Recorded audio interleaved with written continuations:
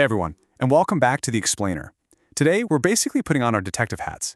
We're going to break down an incredibly insightful analysis from Jessica Oz on how to logically spot habitual dishonesty.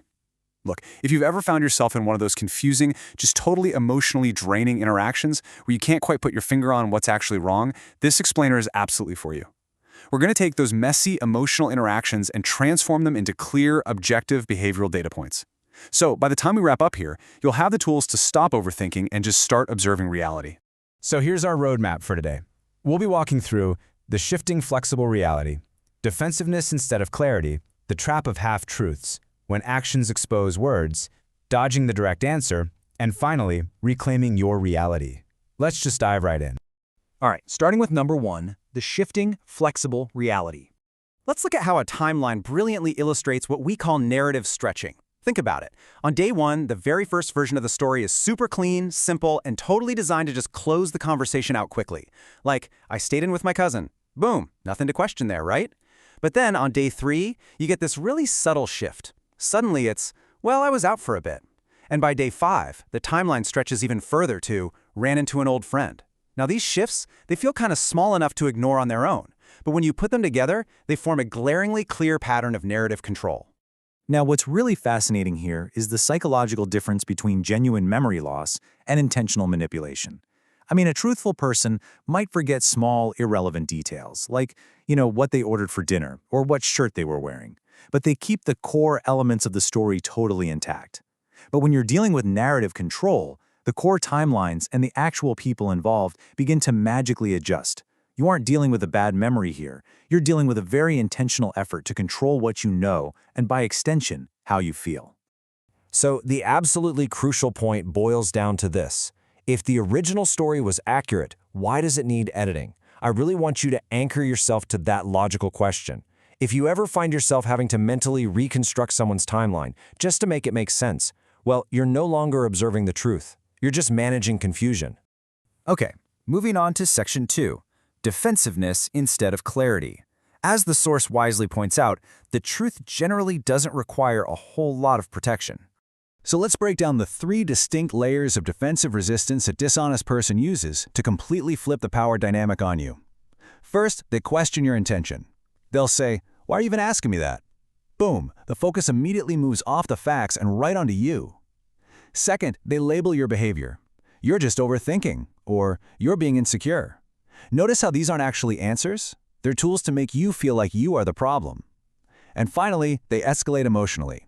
So now, instead of getting an answer to your original question, you're forced to deal with their irritation or anger.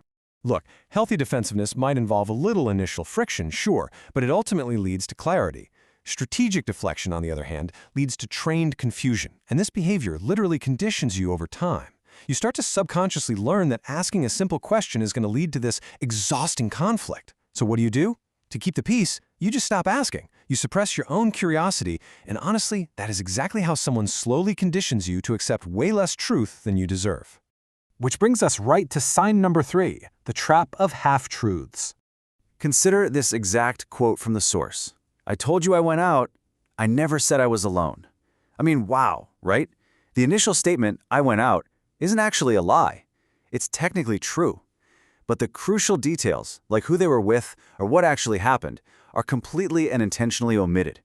This is manipulative communication at its absolute finest. They leave out the full picture, specifically to avoid your natural, totally justified reaction to what actually happened. And that brings us to a really critical definition: plausible deniability. By filtering information, a person creates this built-in defense mechanism so they can later argue, "Hey, I technically didn't lie." But remember this. Relationships are not built on technical honesty. They're built on clarity. If you're constantly discovering key details after the fact, you are operating in a space of controlled information, not a space of genuine trust. Let's just pause on this piercing question for a second.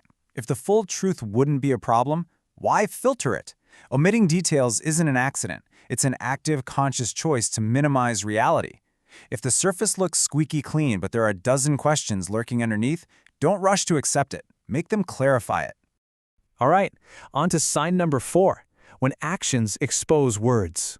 There's a golden rule you have to remember here. Words are used to shape your perception, but actions are used to reveal their real priorities. And priorities, they do not lie. The absolute rule of thumb is this: never, ever use their words to excuse their actions, but always use their actions to evaluate their words. If you've ever felt just completely, utterly mentally exhausted by someone, it's usually because of cognitive dissonance. This is that brutal internal conflict you experience when your brain is trying to hold two competing realities at the exact same time. One part of you is desperately clinging to the really nice things they said, while the other part is staring squarely at their highly disappointing behavior. That gap you feel? That isn't confusion. That's the truth trying to show itself to you. Think about these actual behavioral data points. Disappearing for long hours, responding inconsistently, canceling plans at the last minute, or showing up only when it happens to be convenient for them.